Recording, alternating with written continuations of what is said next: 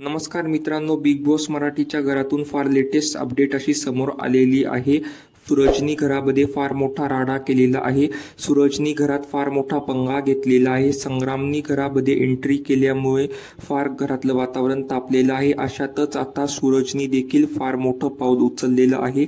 मित्रांनो, संग्रामच्या येण्यामुळे अरबाज जो आहे तो त्याचा राग जो सूरजवरती व्यक्त करत आहे। अरबाज सूरजला म्हणतो, तू कसा कॅप्टन आहेस, जो फक्त खाऊन पिऊन ह्या घरामध्ये राहतो आहे, बसा कॅप्टन काय कामाचा।